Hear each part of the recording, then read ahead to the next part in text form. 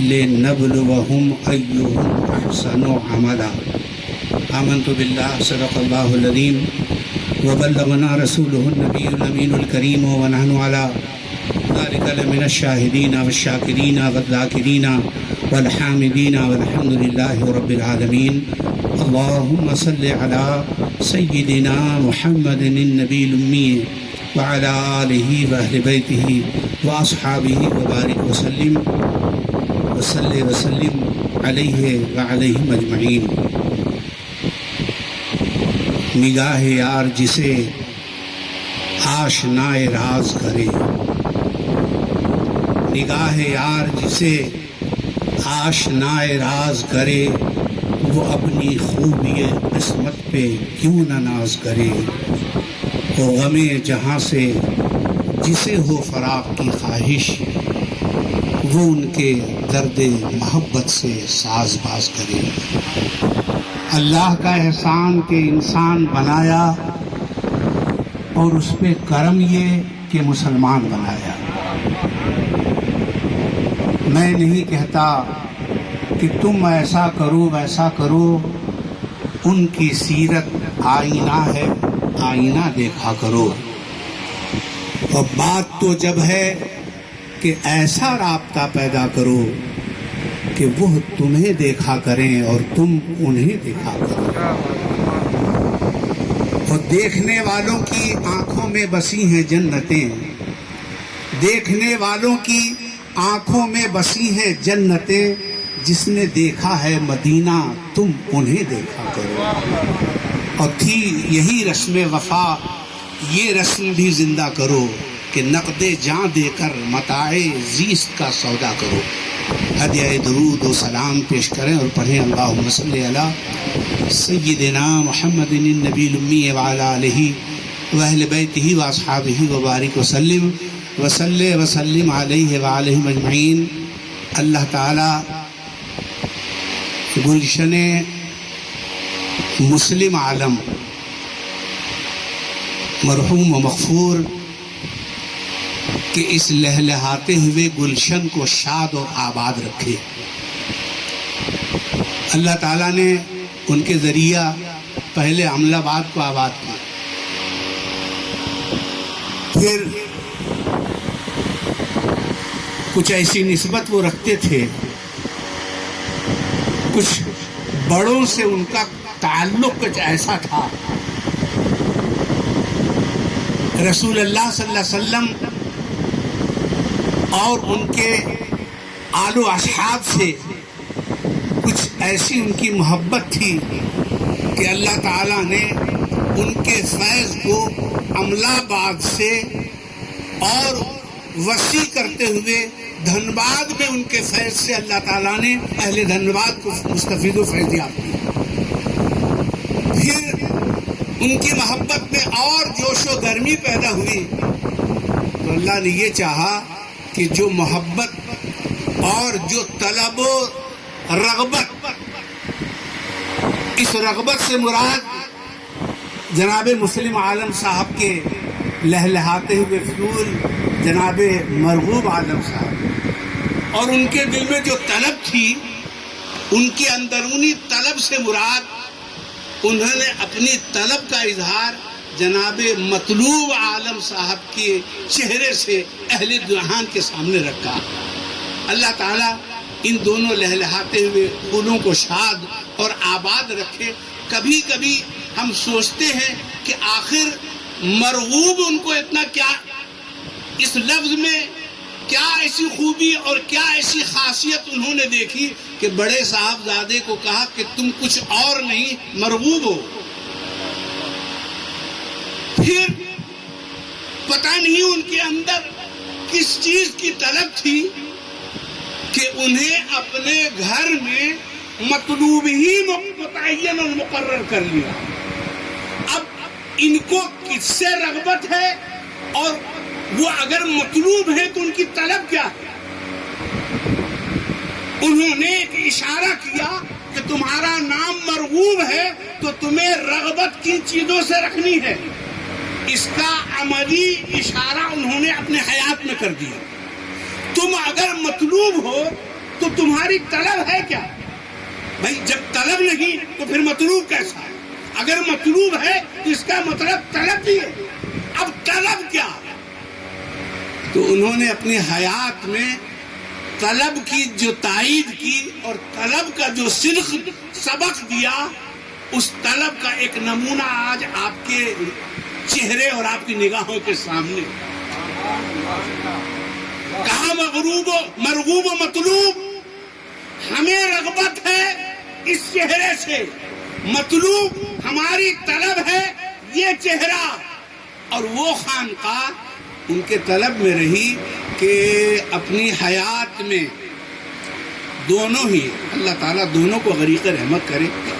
ہم کہہ نہیں سکتے کہ مطلوب کے والد زیادہ چاہتے تھے اپنے پیر خانے کو یا مطلوب کی والدہ زیادہ چاہتی تھی اپنے پیر خانے کو. دونوں کا چہرہ کھل اٹھتا تھا. اب باپ جو ہیں والد، وہ تو پیر صاحب مہودہ میں آئے ہیں تو اگرچہ پیر میں تکلیف ہے لیکن لنگڑاتے لڑکھڑاتے وہ مہودہ پہنچ جاتے تھے پیر صاحب کی زیارت کرنے. مدعو کیا گیا تو آئے، اور اگر کسی نے مدعو نہیں کیا، ذہن میں بات نہیں رہی، تو وہ یہ نہیں دیکھتے کہ ہم کو بلایا گیا کہ نہیں بلایا گیا. پیر صاحب آئے ہیں مطلب ہم کو وہاں جانا ہے. تو انہوں نے اپنے طریقے سے دونوں بچوں، مرغوب عالم صاحب کو بھی اور مطلوب کو بھی، کہا کہ اس آستانے سے، اس در سے جڑے رہنا. اگر یہاں سے تم جڑے رہو گے تو یہاں کا بلا واسطہ تعلق اللہ سے ہے اور بلا واسطہ تعلق رسول اللہ سے ہے. اگر اس لفظ سے تم وابستہ رہے تو تمہارے دل میں مکہ بھی رہے گا اور تمہاری آنکھوں میں مدینہ بھی رہے گا. اسلام، ایمان، یہ تمام چیزیں اس طرح سے ہم نے وابستہ پائی ہیں. خانقاہ شریف، کوئی خاندان آپ ہم کو ایسا بتائیے کہ جس خاندان میں نسلاً بعد نسل ولی اللہ موجود ہے. ایک خاندان آپ کو پتا ہے، کوئی ایسا گھرانہ، کوئی ایسا خاندان آپ جانتے ہیں کہ جن کے پر دادا چھر دادا بھی ولی تھے، اور جن کے دادا پر دادا بھی ولی ہوئے، جن کے دادا بھی ولی ہوئے، جن کے والد بھی ولی ہوئے، جن کا بیٹا بھی ولی ہے، جن کا پھوپھا بھی ولی ہے، جن کے ماما بھی ولی ہیں. ہم آپ کو دعوت دیتے ہیں خانقاہ شریف چلیے تو سب سے پہلے گنبد شریف پہ حاضری دیجیے تو حضرت سیدنا تاج العارفین رضی اللہ تعالی عنہ کا مواجہ، وہاں جا کے آپ سلام پیش کیے. یہ اپنے وقت کے قطب و ابدال ہیں، یہ اپنے وقت کے رسول نما ہیں، اور وہ در ایسا معزز ہے کہ اس در کی صداقت کو ہم کیا عرض کریں. موقع ہوتا کہ دوپہر کا وقت ہے ورنہ میں آپ کو تفصیل سے بتاتا کہ جس در کا ہم نے نام لیا ہے ان کی محبوبیت کا کیا عالم، وہ خدا اس کے رسول کے کتنے مقرب ہیں اور کتنے چہیتے ہیں کہ عالم رویا میں دیکھنے والوں نے یہ دیکھا ہے کہ رسول اللہ کی محفل ہے اور اس محفل میں حضرت تاج العارفین بتا کر موجود. دنیا میں کوئی شہرت پا لینا، دنیا میں کوئی نام اور بڑا مقام حاصل کر لینا یہ اور چیز ہے، اور رسول اللہ کی بارگاہ میں کوئی مقام کسی کو نصیب ہو جائے یہ اور چیز. تو حضرت تاج العارفین اپنے وقت کے ولی کامل قطب و ابدال. ہم نے کہا خاندانی بات. اب آئیے ان کے صاحبزادے حضرت شیخ العالمین قدس سرہ العزیز، جن کی ولایت کا شعرا اپنے دور میں ڈنکا بجتا تھا ان کی ولایت کا. حضرت شیخ العالمین، ان کے صاحبزادے حضرت مستجیب الدعوات حضرت ابو الحسن علی فرد قدس سرہ، وہ ولی کامل، ان کا لقب یہ مستجیب الدعوات. وہ ایسے مستجیب الدعوات کہ ان کا اگر ہاتھ اٹھ جائے تو اللہ تبارک و تعالی ہاتھ اٹھتے ہی ان کی فریاد کو. ان کے صاحبزادے حضرت نصر، حضرت علی حبیب نصر قدس سرہ العزیز، ہم مبارکباد دیتے ہیں حضرت جناب مسلم عالم صاحب اور خمو مغفور کو کہ انہوں نے دامن پکڑا تو ایسے ولیوں کا، ایسے خاندان کا جہاں مثلاً بعد مسلم تمام اولیاء کرام ولی ہی ولی ہیں، مقتدی ہی ولی، امام ہی ولی نہیں بلکہ ان کے جو مقتدی ہیں وہ بھی ولی ہیں، اور جو اس بارگاہ کے مؤذن ہوتے ہیں وہ بھی ولی ہیں۔ وہاں کے ایسے واقعات گزرے ہیں۔ ایک مرتبہ ایک وقت وہاں پہنچا جو کچھ اختلاف رکھنے والے یا نکتہ چین افراد، انہوں نے خانقاہ شریف میں حاضری دی، اور حاضری دینے کے بعد انہوں نے یہ کہا کہ صاحب سجادہ سے وہاں کے کچھ معاملات مشغولات ہیں، جو لوگ واقف ہیں وہ جانتے ہوں گے، جو نئے ہیں ان کے لیے ہم مختصر انداز میں خانقاہ مجیبیہ ایک ایسی خانقاہ کا نام ہے جو پوری دنیا میں انفرادی خانقاہ ہے۔ وہاں کا رکھ رکھاؤ، وہاں کا طور طریقہ، وہاں کا قاعدہ، وہاں کی سوچ، وہاں کا اٹھنا چلنا بیٹھنا، خلوت نشینی اور جلوت بالکل منفرد ہے تمام خانقاہوں سے۔ وہاں کے جو صاحب سجادہ ہوتے ہیں وہ تا حیات خلوت نشی ہو جاتے ہیں۔ خلوت نشی کا مطلب ایک مخصوص علاقہ مکان کا حصہ جس کو وہاں کے زبان میں خلوت کہا جاتا ہے، اس خلوت میں صاحب سجادہ تا حیات کے لیے معتکف ہو جاتے ہیں۔ مطلب عام سفر، آپ کے یہاں میلاد ہے تو چلے گئے، آپ نے دعوت دیا تو وہ چلے گئے، اور کسی شہر میں چلے گئے اور کوئی کام کرنے کے لیے نکل گئے، ویسا نہیں، بلکہ وہاں کے صاحب سجادہ عمر بھر کے لیے اس خلوت میں معتکف ہو جاتے ہیں، تا حیات ان کو انہیں اسی خلوت میں رہنا ہے۔ عجیب سی بات لگی نا آپ کو؟ آج کوئی دنیا میں ایک آدمی ایسا بتا دے جو عمر بھر کے لیے کہیں بند ہو گیا ہو کہ نہ ہم کو کمانا ہے، نہ ہم کو کہیں جانا ہے، نہ ہم کو اور کسی کے شادی بیاہ میں شرکت کرنا ہے، نہ ہم کو اور دنیاوی کوئی کام کرنا ہے، نہ ہم کو روزگار کرنا ہے، نہ ہم کو ملازمت کرنا ہے تو بس اللہ اللہ۔ ایسا ممکن ہے؟ ارے کھاؤ گے کہاں سے؟ جب تک آپ کے پاس سورس آف انکم نہیں ہوگا، توکل تو ٹھیک ہے، اللہ پہ بھروسہ کر لینا، اللہ پہ تکیہ کر لینا کہ ہم، حضرت غوث پاک نے بھی تکیہ کیا۔ اس کے بعد آپ نے ایک مثال بتائی، حضرت غوث پاک نے یہ عہد کر لیا کہ میں اس وقت تک نہیں کھاؤں گا جب تک اللہ خود نہ کھلائے۔ یہ غوث پاک کے شایان شان بات تھی۔ وہی ایسا عہد کر سکتے ہیں، وہی ایسا کھان سکتے ہیں، میں اس وقت تک نہیں کھاؤں گا جب تک خدا نہ کھلائے۔ آج اگر کوئی ایسا ٹھان کے بیٹھ جائے تو چونکہ غوث پاک جیسا اس کا ایمان نہیں ہے، وہ مر تو جائے گا مگر خدا کو کھلانے نہیں۔ لیکن غوث پاک نے یہ عہد کیا اور تاریخ گواہ ہے کہ اللہ نے کھلوایا۔ کہا اگر تیرا عہد سچا ہے اور تو یہ چاہتا ہے تو خیر قدرت طرح سے انتظام کر۔ ایک کہانی جیسا لگتا ہے نا کہ کوئی یہ عہد کر لے میں اس وقت تک نہیں کھاؤں گا جب تک اللہ ہم کو نہ کھلائے۔ یہ کہانی جیسا لگتا ہے کہ نہیں؟ افسانہ جیسا لگتا ہے نہیں؟ کوئی افسانہ نگار نے ایسا نہیں کیا ہوگا۔ میں آج دعوے کے ساتھ آپ کے سامنے پریکٹیکل رکھ رہا ہوں۔ آج کے اس دور میں، آج کے اس زمانے میں، ابھی دنیا کا جب کہ ایسا ماحول ہے، بڑی بڑی بلڈنگیں بن رہی ہیں، بڑی بڑی عمارتیں بن رہی ہیں، لوگ تجارت میں ترقی کرتے جا رہے ہیں، سب کو اپنے روزی روزگار کی فکر ہے کہ آپ کو ایسے آدمی کی تلاش نہیں ہوگی کہ آپ ایسے آدمی کے بارے میں جاننا نہیں چاہیں گے کہ اس آدمی کو نہ روزگار سے مطلب ہے، نہ کاروبار سے مطلب ہے، نہ تجارت سے مطلب ہے، بلکہ آج کے فی الوقت، آج کے اس دور میں اس نے ٹھان لیا ہے اور رب سے عہد کر لیا ہے، مولا کچھ بھی ہو جائے اس خلوت کے باہر نہیں جاؤں گا۔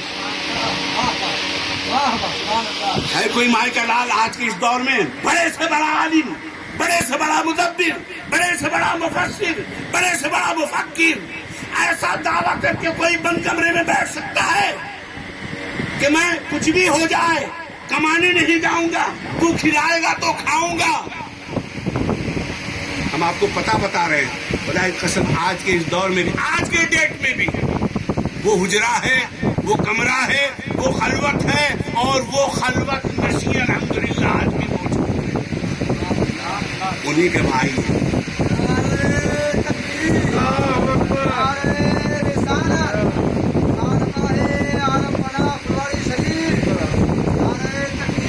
دس دن کے لیے اللہ کی توفیق سے کوئی رمضان میں اعتکاف کرنے کے لیے مسجد میں بیٹھ جاتے ہیں تو پورے گاؤں والے کھانا کھلاتے ہیں، ان کو کپڑا دیتے ہیں اور خوشامد کرتے ہیں کہ آپ نے میرا حق ادا کر دیا۔ کوئی بھی اعتکاف میں نہیں بیٹھے گا تو پورے گاؤں کے لوگ اس میں گنہگار ہوں گے۔ ایک آدمی بھی بیٹھ گیا تو چونکہ یہ فرض کفایہ ہے، 10 دن کے لیے بیٹھا تو پورا نظم کر کے بیٹھتا ہے، انتظام کر کے بیٹھتا ہے، بیوی کو بتا کے جاتا ہے یہ راشن 10 دن کا، یہ کپڑا 10 دن کا، یہ خیرات کی رقم 10 دن کی، والد کا یہ خرچہ، بھائی کا یہ خرچہ، مکان کی ریپیئرنگ کا یہ خرچہ، دیگر اخراجات، یہ سارا نظم کر کے جائے گا، تب 10 دن وہ بیٹھے گا۔ اور وہاں بھی بیٹھا رہے گا تو دھیان لگا رہے گا پتہ نہیں گھر میں کیا چل رہا ہے، کہیں کوئی تکلیف تو نہیں ہو رہی، کوئی دشوار۔ آپ کو بڑا سن کے عجیب سا لگے گا کہ ہم اس پیر صاحب کی بات کر رہے ہیں جو آج کے اس دور میں اگر ایسی گرمی ہے تو بھی اسی حجرے میں، اور کڑاکے کی سردی ہے تب بھی اسی حجرے میں، خوب بارش ہو رہی ہے تب بھی اسی حجرے میں، کہیں کچھ بھی ہو رہا ہے وہ اسی حجرے میں، زندگی بھر کے لیے وہ معتکف ہو کے بیٹھ گئے۔ ان کا خدا کی قسم کوئی روزگار نہیں، کوئی کاروبار نہیں، کسی تجارت میں کوئی حصہ داری نہیں، اور تو اور کسی سے کوئی امید بھی وابستہ نہیں۔ ایک امید لے کے کوئی بیٹھ گیا ہے کہ فلانا آدمی ہے ہی ہماری پشت پناہی کے لیے، بیکنگ اس کی ہے، کوئی بیکنگ نہیں۔ آپ آنکھ سے جا کے دیکھیے، آپ کہیے گا کہ اتنی بڑی قربانی دے کے اور اتنا بڑا تیاگ کس چیز کے لیے، کس بات کے لیے یہ تیار؟ تو یہی سوال میرے ذہن میں بھی کبھی کبھی آتا تھا، یار کاہے بیٹھے زندگی بھر کے لیے، کیوں بیٹھے ہیں وہ؟ تو آپ کو سن کے بڑا عجیب سا لگے گا کہ وہ بیٹھے ہیں یا بیٹھائے گئے ہیں تو اپنے لیے نہیں بلکہ ہمارے اور آپ۔ رسول اللہ صلی اللہ علیہ وسلم بھوکے رہے، پیٹ میں پتھر بندھا رہا، اپنے لیے نہیں ہمارے اور آپ کے لیے۔ رات بھر رسول اللہ جاگے، قیام اللیل میں کھڑے ہوں تو آپ کے پائے ایک تسمہ ورم آ جائے، خون نکل آئے، اپنے لیے نہیں گنہگار امت کے لیے۔ علماء سے آپ سنتے ہیں کہ سرکار پیدا ہوئے تو امتی امتی کہتے ہیں، کچھ بڑے ہوئے تو بھی امتی امتی، معراج میں گئے تو امتی امتی۔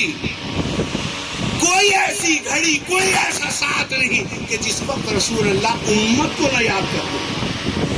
ایک آدمی رسول اللہ کی امتی میں آپ بتا دیجئے کہ اس نے لائف ٹائم رسول اللہ کی امتی کی فکر میں اپنے آپ کو ڈالا۔ ایک آدمی آپ ہم کو بتائیے، بڑے سے بڑا عالم اسٹیج پہ آئے، ٹھیک ہے، آپ نے مدعو کیا، اتنے 1000 روپے میں ایک آدمی آیا اور اس نے خوب دھمادار 1.5 گھنٹے 2 گھنٹے تقریر کی، اور جیسے اسٹیج سے اترا پھر اپنی زندگی میں وہ چلا گیا۔ لائف ٹائم آپ کے لیے نہیں ہے کوئی، لیکن ہم جس خانقاہ کی بات کر رہے ہیں، جس صاحب سجادہ کی بات کر رہے ہیں، لائف ٹائم انہوں نے عوام کے لیے، امت محمدیہ کے لیے، ان کی صبح آپ کے لیے، ان کی شام آپ کے لیے۔ کبھی کبھار ایسا ہوا کہ خانقاہ شریف جاتے ہیں تو بڑی کوشش ہوتی ہے کہ فجر میں پہنچ جائیں تاکہ صاحب سجادہ سے فوراً ملاقات ہو۔ سب کے اپنے اپنے معمولات ہیں، مصروفیات ہیں، مشغولیت ہے، لیکن اس کے باوجود کبھی یہ نہیں کہا جاتا کہ کہہ دو ابھی ملاقات نہیں کریں۔ جس وقت آپ گئے جو معینہ مدت ہے اس کو چھوڑ کے، تو وہ آپ کے لیے وہاں بیٹھے ہیں۔ اور سنیے، خلوت کا ایک وقت ہے، 11:30 بجے خلوت کھلتی ہے تو اعلان ہوتا ہے خلوت کھل گئی ہے، جن کو ملنا ہے آئیے۔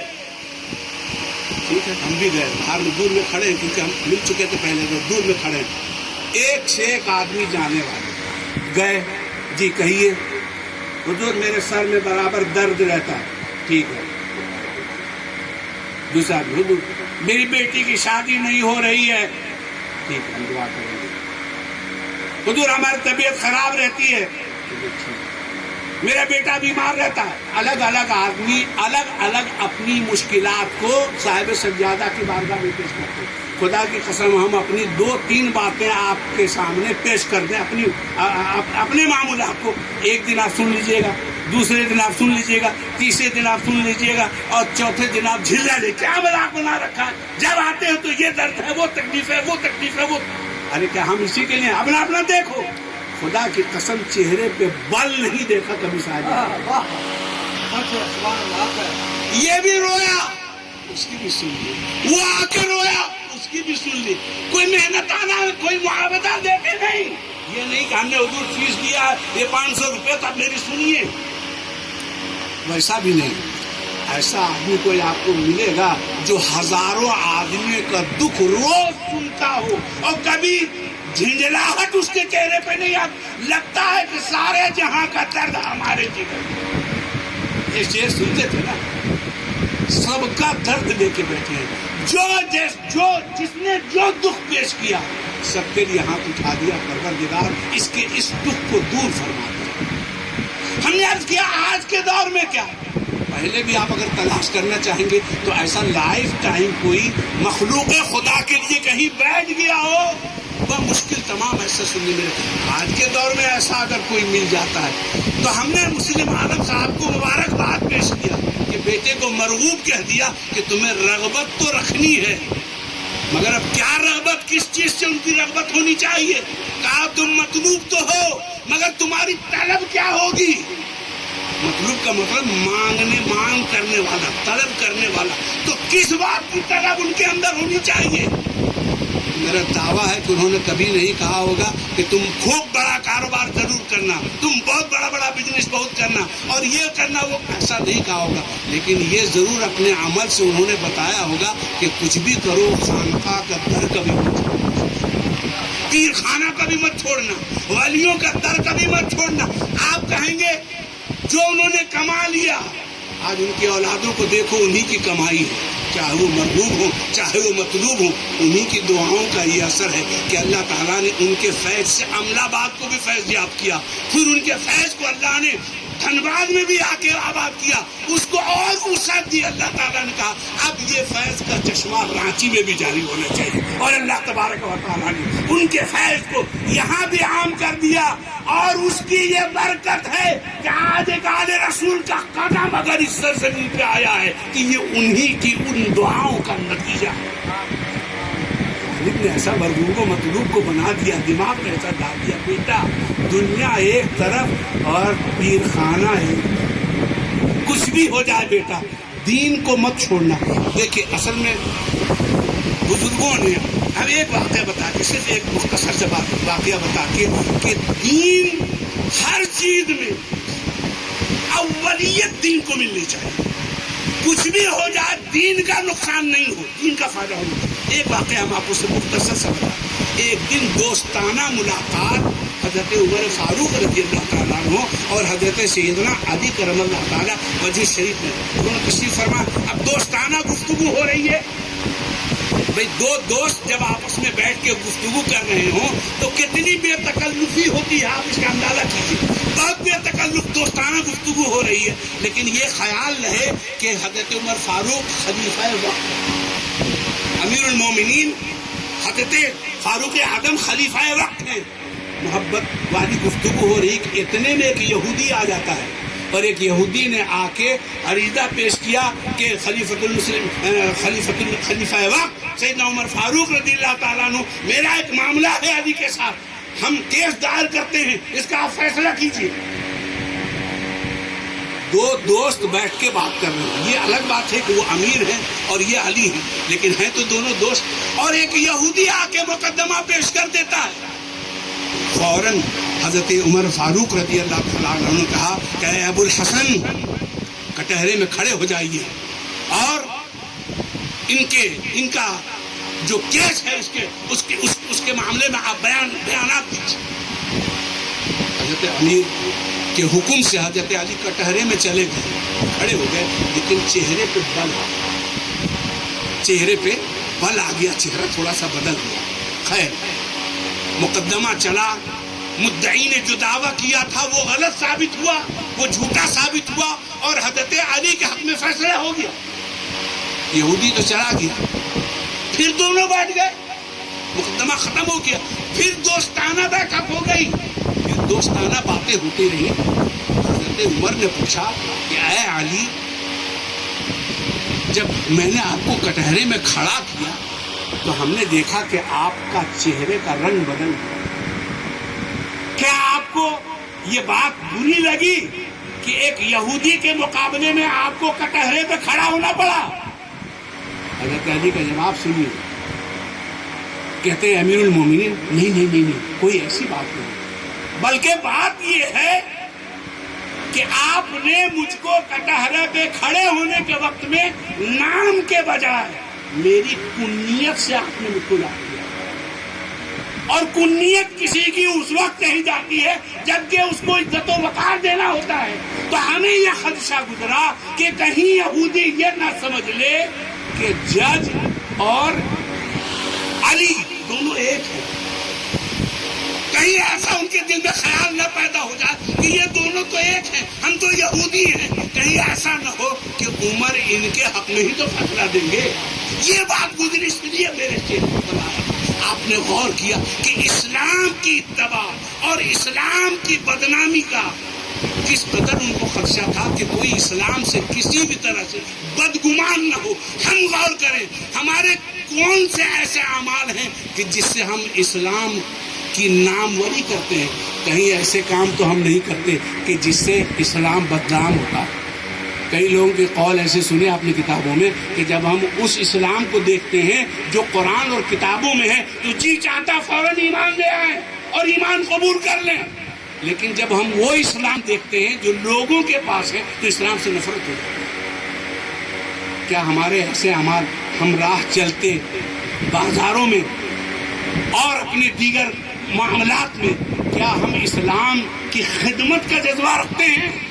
صحابہ کرام رضوان اللہ تعالیٰ علیہ تجارت کے نام سے پوری دنیا میں پھیلے، مقصد ان کا تجارت نہیں تھا، تجارت تو پارٹ ٹائم پارٹ جاب تھا، وہ اصل جاب تھا اسلام کی اشاعت۔ اور انہوں نے اپنے کردار سے، انہوں نے اپنے طور بہت سارے لوگوں کے زبانی ہم نے یہ سنا ہے کہ راستے پہ ایک غیر مسلم پہ پتھر پڑا ہوا ملا تو اس نے کہا لگتا ہے بہت دیر سے کسی مسلمان کا اس راستے سے گزر نہیں ہوا، اگر کوئی مسلمان اس راستے سے گزرا ہوتا تو وہ راستے سے پتھر کو اٹھا کے کنارے کر، اور پتھر پڑا ہے اس کا مطلب یہ ہے کہ کوئی مسلمان بہت دیر سے اس راستے سے نہیں گزرا ہے۔ میرے کہنے کے غرض و غایت یہ ہے میرے محترم بزرگوں، نوجوان دوستوں، پیر صاحب کا حکم تھا کہ سیرت پہ بولنا، سیرت سیر سے ہے جس کے معنی ہے چلنے کے، تو جو رسول اللہ صلی اللہ علیہ وسلم کی روش ہے اسی کا نام سیرت ہے۔ آپ کو اپنی پوری زندگی میں رسول اللہ صلی اللہ علیہ وسلم کی سیرت کو اپنانا ہے۔ رسول کیسے سوتے تھے، رسول کیسے جاگتے تھے، رسول اللہ صلی اللہ علیہ وسلم کیسے کسی سے بات کیا کرتے تھے۔ ارے رسول اللہ صلی اللہ علیہ وسلم کے تو عامی زندگی کی یہ کیفیت تھی کہ جب آپ ہجرت کر کے مکہ سے مدینہ المنورہ پہنچے تو تمام انصار پہچاننے سے رہ گئے کہ رسول اللہ کون ہے اور ابو بکر کون ہے۔ یہی ہوا نا، وہ باغ جہاں آپ نے قیام کیا تھا آج بھی مدینہ پاک میں موجود ہے، لوگ سمجھ نہیں پا رہے ہیں کہ اس میں رسول اللہ کون ہے اور ابو بکر کون ہے، یہاں تک کہ دھوپ کی وجہ سے جب حضرت ابو بکر صدیق رضی اللہ تعالیٰ عنہ نے چادر تانی آپ کے اوپر، تب لوگوں کو پتا چلا کہ آقا یہ ہیں جو چادر کے نیچے چھاؤں میں ہیں اور غلام وہ ہیں جو چادر تانی۔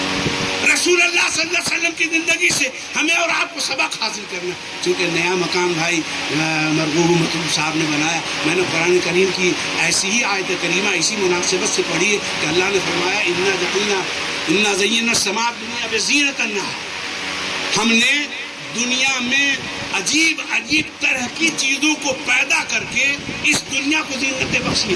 آپ غور فرمائیے، آپ ذرا بھینی چاندنی رات میں بھینی بھینی چاندنی کو دیکھیے کیسا لگتا ہے، کس نے سجایا؟ اللہ تعالیٰ نے سجایا۔ سمندروں کی طغیانی کو آپ دیکھیے کیسا لگتا ہے، لوگ جاتے ہیں گوا جاتے ہیں اور بامبے جاتے ہیں اور وہاں جا کے سمندر کے کنارے کا لطف اٹھاتے ہیں، وہاں کی خوشنمائی اور وہاں کے ماحولیات سے لطف اندوز ہوتے ہیں. کہیں ایسا جھیل اور کہیں ایسا جھرنا پروردگار عالم نے بنا دیا ہے کہ لوگ وہاں گھومنے کے لیے جاتے ہیں. لیکن ایک چیز آپ یہ بتائیے کہ کہیں باغ بغیچے میں آپ کو بھیج دیا جائے گھومنے کے لیے تو کیا آپ کو آرڈر ہے کہ وہاں کی چیزوں کو تکر بکر آپ کر دیجیے، توڑ لیجیے، ادھر کا ادھر اٹھا کے پھینک دیجیے، پھول توڑ لیجیے، ڈالی توڑ لیجیے؟ تو کوئی بھی آپ کو کہے گا کہ اس خوشنما باغ میں آپ کو اس لیے نہیں بھیجا گیا تھا کہ جو سجاوٹ ہے اس کو آپ تکر بکر کریں. اللہ نے کہا اس دنیا کو ہم نے سجایا ہے، اور اس سجاوٹ میں ایک اضافہ مرغوب و مطلوب نے کیا، بہترین مکان بنا دیا. کچھ اجاڑا نہیں، اللہ نے جیسا سجایا تھا اس دنیا کو اس میں ایک تنکا مرغوب و مطلوب نے بھی رکھنے کی کوشش کی. یعنی خدا کو یہ پسند ہے کہ میری دنیا کو کوئی سجائے. اس نے خود سجایا، سمندر سے سجایا، ندیوں سے سجایا، جھیل اور جھرنوں سے سجایا، تالاب ندی اور نالوں سے سجایا، شمس و قمر سے سجایا. اور قرآن کریم نے خود کہا وَلَقَدْ زَيَّنَّا السَّمَاءَ الدُّنْيَا بِمَصَابِيحَ وَجَعَلْنَاهَا رُجُومًا لِلشَّيَاطِينِ. ستاروں سے آسمان دنیا کو زینت بخشی. تو زینت کا بخشنا یہ سنت الہیہ ہے.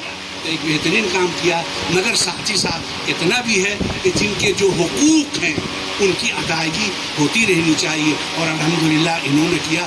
گھر بنایا تو سب سے پہلا کام اس میں اللہ کے کلام کی تلاوت ہوئی، بکسا یہی موجود ہے.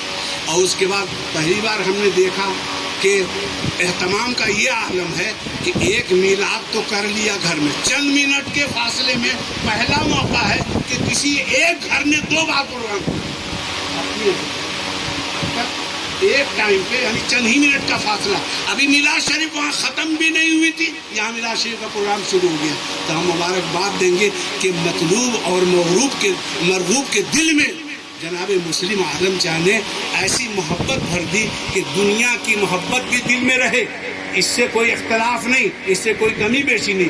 لیکن جو دین کی محبت ہے، قرآن سے تم اپنے اسٹیج کو بھی سجانا، اپنے گھر کو بھی سجانا. وہاں بھی تلاوت قرآن کریم ہوئی، وہاں بھی نعت خوانی ہوئی، وہاں بھی رسول اللہ اور اللہ کا ذکر ہوا. اور اس کے بعد دل نہیں بھرا تو کہا وہ تو بند کمرے میں ہوا، کھلے میدان میں بھی، تاکہ یہ پورا علاقہ، یہاں کا ایک ایک ذرہ، یہاں کا ایک ایک شجر، یہاں کا ایک ایک حجر، یہاں کی ایک ایک اینٹ جس میں پلاسٹر نہیں ہوا ابھی، وہ اینٹ قیامت تک گواہ رہے گی کہ مولا کریم مرغوب و مطلوب نے تیرے نام کی اور تیرے محبوب کے نام کی محفل سجائی تھی. وہاں لوگ آئے تھے اور تیرا ذکر ہو رہا تھا، لوگ سن رہے تھے اور سنت ڈھونڈ رہے تھے. خدا اس کے رسول کے نام کو سن کے جس کو خوشی ہو جائے، آپ یقین مانیے کہ ایمان کا جذبہ آپ میں موجود ہے. زندگی ہماری ایسے ہی گزر جائے گی.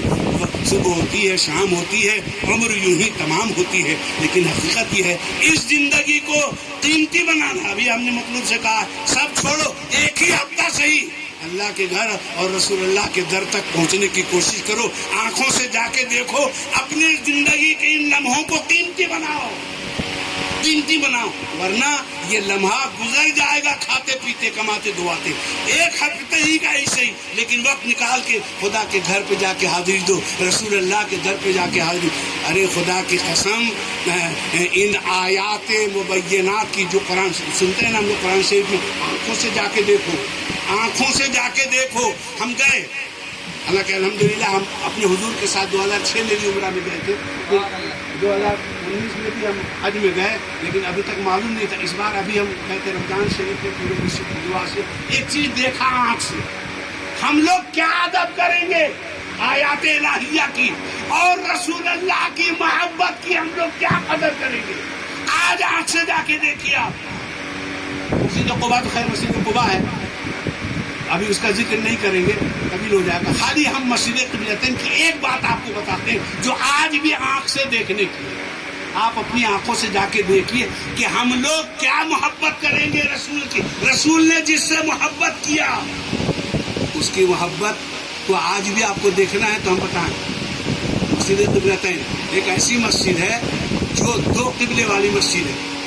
مطلب وہاں کا قبلہ ایسا ہے اتر اور دکن. ہم لوگ کا جیسے پورا پشچم ہو گیا، ہم لوگ کے یہاں سے قبلہ پشچم ہے، وہاں جو ہے اتر دکن.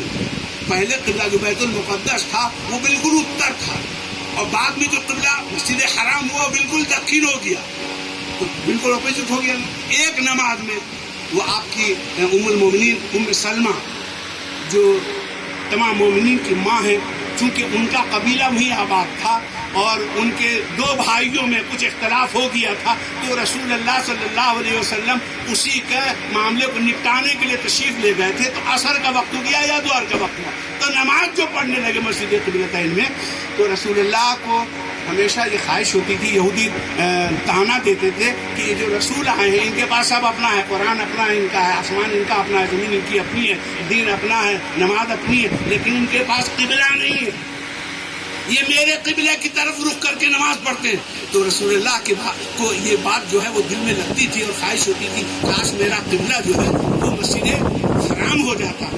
تو نماز پڑھا رہے تھے، 2 رکعت نماز پڑھی تھی، چاہے ظہر کی ہو یا عصر کی، مشہور زیادہ یہ کہ عصر کی نماز، تو حالت نماز میں قرآن کی آیت نازل ہوئی، قد نرى تقلب وجهك في السماء فلنولينك قبلة ترضاها فول وجهك شطر المسجد الحرام۔ اے محبوب، ہم آپ کا بار بار آسمان دنیا کی طرف آنکھ اٹھا کے دیکھ رہے ہیں، تو پھیر لیجیے اپنے چہرے کو بیت المقدس سے مسجد حرام کی طرف۔ حالت نماز میں رسول اللہ صلی اللہ علیہ وسلم جو پہلے ایک دم اتر کی طرف رخ کر کے نماز پڑھ رہے تھے، ایک دم دکشن کی طرف ہو گئے۔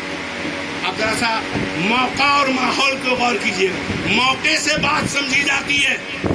ایک شخص نے کہا بلی کا قد ہم سے بڑا، سب لوگ ہنسنے لگے، ہنسنے اس لیے لگے کہ بلی ہوتی ہے 6 انچ 8 انچ کی 10 انچ کی، آدمی 6 فٹ کا ہے، تو یہ بلی کا قد اس سے بڑا کیسے ہو جائے گا؟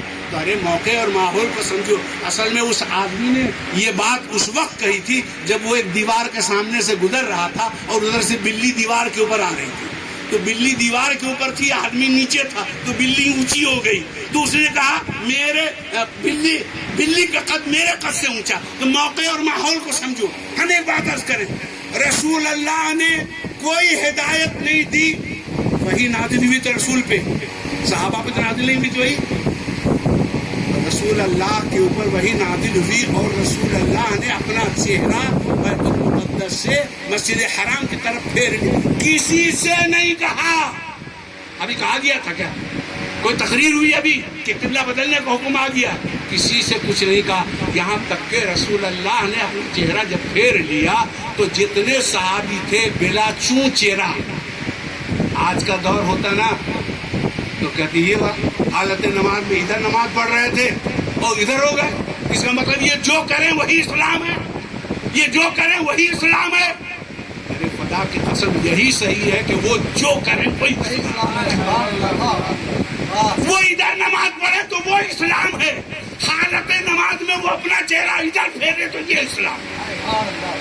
کسی کو کوئی حق ہی حاصل نہیں کہ کوئی یہ کہے کہ رسول اللہ نے ایسا کیوں کہا۔ رسول نے جو کہہ دیا وہی دین ہے، جو کر لیا وہی اسلام ہے۔ کسی سے نہیں کہا کہ چہرہ ادھر تھا اب ادھر حکم ہو گیا پھیرنے کا۔ ارے اللہ کا حکم رسول اللہ کو ہوا تھا، صحابہ کو کہاں کوئی پتہ، لیکن انہوں نے خالی یہ دیکھا کہ 2 رکعت رسول اللہ ادھر نماز پڑھے تو 2 رکعت ادھر نماز پڑھنا ایمان اور اسلام ہے، اور رسول اللہ نے 2 رکعت نماز ادھر پڑھی تو 2 رکعت نماز ادھر پڑھنا ایمان اور اسلام، بلا چون چہرہ، بغیر کسی عذر کے، بغیر کسی صفائی کے، سب لوگوں نے اپنا رخ پھیر دیا، نماز ہو گئی۔ وہی جو مسجد ہے اس کا نام ہے مسجد قبلتین۔ تو پہلے محراب ادھر تھا، ابھی محراب ادھر ہو گیا، ایک دم الٹا ہو گیا نا، تو ابھی کوئی پہچان اس کی نہیں ہے، خالی ایک محراب اوپر میں ایسا اتر کی طرف ایک محراب ایسا خالی نشان کے لیے بنایا ہوا، اور اب اصل محراب ادھر ہے۔ تو جو اصل بات کرنے والی تھی وہ یہ کہ وہ محراب جو پہلے امام کی جگہ تھی اس پر بھی ایک گنبد بنا ہوا ہے، ایک گنبد اس کے اوپر بھی ہے، اور وہ محراب جو آج کا تازہ محراب ہے یعنی مسجد حرام کی طرف، اس کے اوپر بھی ایک گنبد بنا ہوا ہے، ایک بلڈنگ، ایک چھت، ایک گنبد اس میں، ایک گنبد ادھر، مشکل سے 20 30 25 30 40 فٹ کا فاصلہ ہوگا، دونوں ایک جیسے گنبد، فرق اتنا ہے کہ ایک گنبد تھوڑا سا بڑا ہے، مان لیجیے اگر یہ ہو سکتا ہے کہ 20 فٹ ڈائی میٹر کا ایک گنبد ہو تو 12 فٹ ڈائی میٹر کا دوسرا گنبد ہوگا۔ خدا کی قسم آج بھی جائیے اور اپنی آنکھ سے دیکھیے کہ جس گنبد کے رخ کو رسول اللہ نے پسند کیا اس پر 1000 کبوتر بیٹھے رہتے ہیں، اور جس طرف جس سمت سے رسول اللہ نے رخ پھیر لیا ایک کبوتر اس میں نہیں بیٹھا۔ میرا موبائل موجود ہے، اس میں اس کی تصویر بھی موجود ہے، اگر کوئی دیکھنا چاہیے گا تو دیکھ لیجیے گا۔ 2 گنبد ایک جگہ، ایک پر ہزاروں کبوتر بیٹھے ہیں، ایک پر ایک بھی کبوتر نہیں بیٹھا۔ اس لیے نہیں بیٹھا کہ رسول اللہ نے اس طرف سے رخ اپنا پھیر لیا۔ پتہ یہ چلا کہ رسول جدھر سے رخ پھیر لے کبوتر بھی اس کو پسند نہیں کرتا۔ آج چندہ مثال، آپ جا کے مطلوب جائیے، ایک ہفتہ کے لیے چاہیے، آنکھ سے جا کے دیکھ آئیے مسجد قبلتین میں، آج بھی ابھی بھی دکھا دیں گے ہم آپ کو، اس میں فوٹو ہے، ابھی چونکہ ہم رمضان شریف میں بھی رہتے، رمضان ہی کا فوٹو ہے، زیادہ دن کا بھی ہے۔ تو یہ پتا چلا کہ کبوتر یہ تعلیم آج بھی دے رہے ہیں، ہم لوگ تبلیغ نہیں کر پاتے، کبوتر تبلیغ کرتے ہیں کہ سنو آئے آنے والوں، رسول جو پسند کرے تم بھی اسی کو پسند کرو، رسول جس کو چھوڑ دے اس کے قریب بھی مت جاؤ، ما آتاکم الرسول فخذوہ وما نہاکم عنہ، رسول اللہ جو دے دیں تم اس کو لے لو، اور رسول اللہ جس چیز سے منع کر دیں اس کے قریب بھی مت جاؤ۔ اس کی عملی نمونہ آج آپ کبوتروں سے جا کے حاصل کیجئے کہ کبوتروں کو رسول اللہ صلی اللہ علیہ وسلم کی پسند سے کتنی محبت۔ اب آپ غور کر لیجئے گا کہ رسول اللہ کو کیا کیا چیزیں پسند تھی۔ کبوتروں نے رسول کی پسند کو آج بھی پسند کر کے بتایا کہ دنیا ادھر کی ہو جائے، ادھر کی ادھر ہو جائے، مگر رسول کی جو پسند تھی وہی ہماری پسند تھی۔ رسول جو چہرہ پسند کریں، اے ایمان والو تم بھی اسی چہرے کو پسند کرو۔ رسول اللہ جو لباس پسند کریں، اے ایمان والو تم بھی اسی لباس کو پسند کرو۔ رسول اللہ جس کھانے کو پسند کریں، اے ایمان والو تم بھی اسی کھانے کو پسند کرو۔ رسول اللہ جس دسترخوان کو پسند کریں، اے ایمان والو تم بھی اسی دسترخوان کو پسند کرو۔ رسول اللہ جس روش کو پسند کرتے تھے تم بھی اسی روش کو پسند کرو۔ اسی کا نام سیرت ہے۔ اگر اس سیرت کو ہم نے اور آپ نے اپنا لیا تو اللہ کے ہاں دیر ہے، اندھیر نہیں ہے۔ خدا وہ دینے والا، آپ کہو گے خدا کیا دے گا جب تک ہم مانگیں؟ ارے خدا کو ہماری طلب ہم سے زیادہ معلوم، جتنا مانگنے کے بعد اس نے دیا ہے آپ خالی آج رات میں حساب کیجئے گا کہ ہم نے اللہ سے یہ چیز مانگی تھی، وہ یہ ہے، اس کو ایک طرف رکھیے گا، اور بنا مانگے پروردگار نے جو دیا اس کو ایک طرف رکھیے گا۔ کس کا پگلا پانی؟ یہ آنکھیں آپ کی مانگی ہوئی ہے کیا؟ آپ نے مانگا تھا اللہ ایسی آنکھ دے دے جو دیکھے دنیا کو۔ یہ سماعت وہ قادر مطلق کس چیز سے سنتے ہیں؟ سائنسدانوں نے یہ بتایا کہ اس کان میں ایک چھوٹی سی ہڈی ہے، ایک ہڈی تھوڑی سی بڑی ہے، اس سے چھوٹی سی ہڈی، 2 ہڈیاں ہیں جس سے آدمی سنتا ہے، خالی وہ دونوں ہڈی کو نکال دیجیے تو وہ سن ہی نہیں سکتا۔ وہ کیسا قادر مطلق ہے کہ ہڈیوں کو چاہے تو سننے کا آلہ بنا دے۔ یہ جو بول رہے ہیں، یہ جو آواز آپ سن رہے ہیں، یہ چند گوشت کے ٹکڑے ہیں، گوشت کے تھوڑے تھوڑے ٹکڑے ہیں۔ زبان کا کچھ حصہ، حلق کا کچھ حصہ، اس کے اوپر تالو کا کچھ حصہ، یہ گوشت کے الگ الگ حصے ہیں۔ ان سبوں کو اللہ نے ایسا کمال دیا کہ یہ کچھ آپس میں ایسی جنبش کرتے ہیں کہ آدمی کی آواز نکلنے لگتی ہے اور وہ بولنے لگتا ہے۔ پھر یہ ہڈی کان کے چھوٹے چھوٹے ہڈی ہیں، ان کو اللہ نے ایسا کمال دیا کہ ادھر سے جو وہ بول رہا ہے، اے ہڈی تمہارا کام یہ ہے کہ تم اس کو سن لو اور اس فلانا آدمی یہ بول رہا ہے، ایسا قادر مطلق۔ تو ہم نے کہا ہم نے جو طلب کیا ہے اس کو ایک جگہ رکھیے، اور بنا طلب کے یہ آسمان بلا طلب والا کون ہے جس نے آسمان مانگا؟ یہ فرش، یہ زمین بغیر طلب کے اللہ نے ہم کو دیا۔ کس نے مانگا تھا کہ اللہ ایسی زمین ہم کو دے دے؟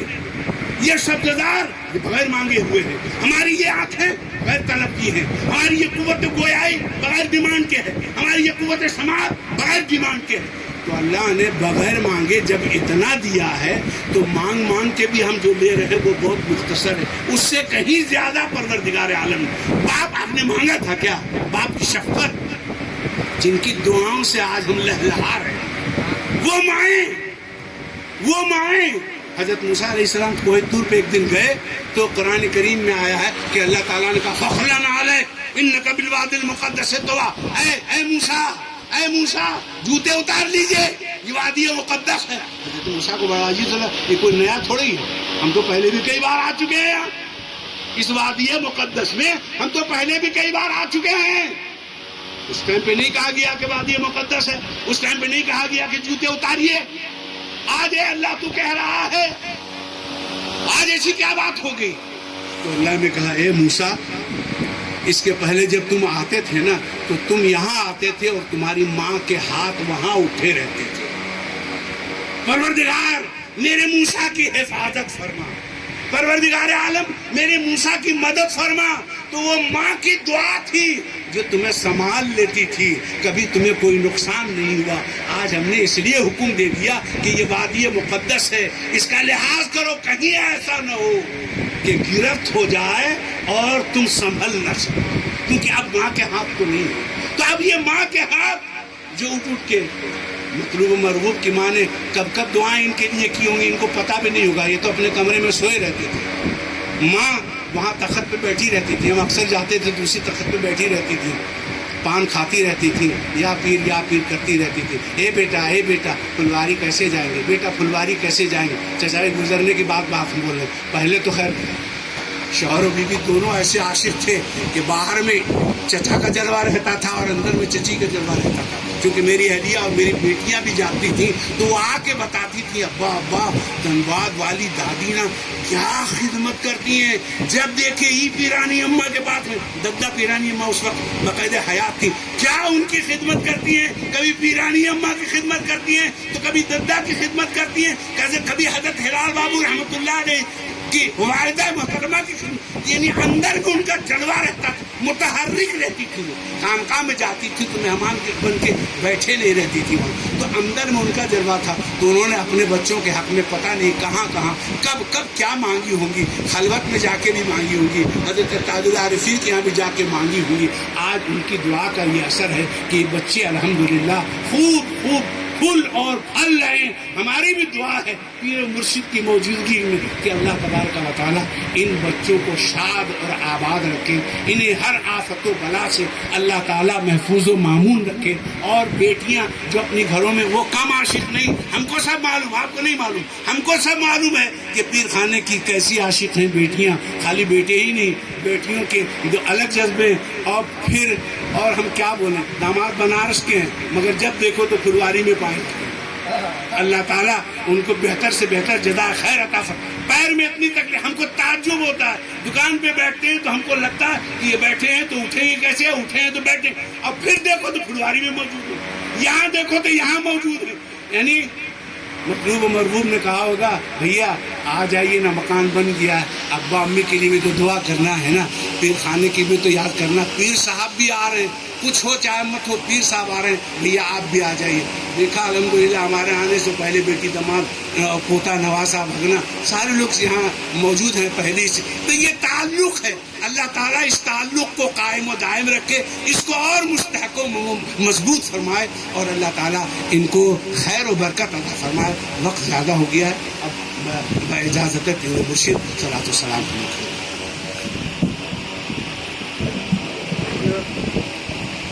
یا نبی سلام علیکہ، یا رسول سلام علیکہ، یا حبیب سلام علیکہ، صلوات اللہ علیکہ، حبیبی یا رسول اللہ،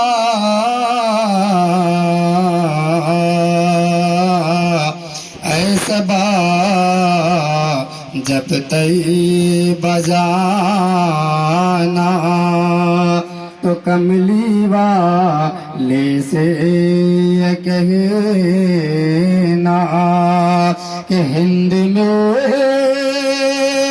ایک نام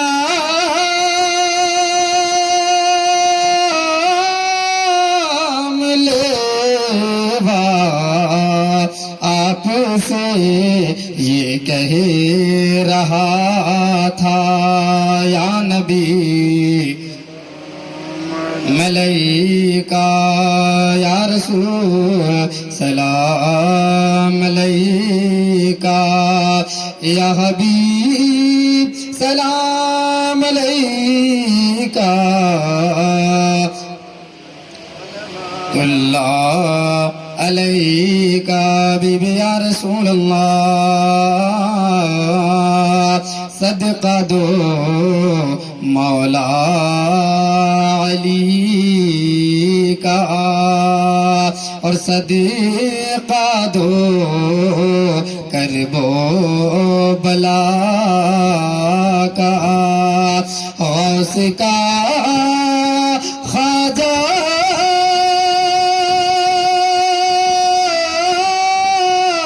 پیا کا صدقہ دو کل اولیاء کا یا نبی ملیکا یا رسول سلام علیکا یا حبیب سلام علیکا صلوات اللہ علیکا الصلاۃ والسلام علیہ یا رسول اللہ الصلاۃ والسلام علیہ یا حبیب اللہ الصلاۃ والسلام علیہ نور من نور اللہ الصلاۃ والسلام علیہ محمد صلی اللہ علیہ وسلم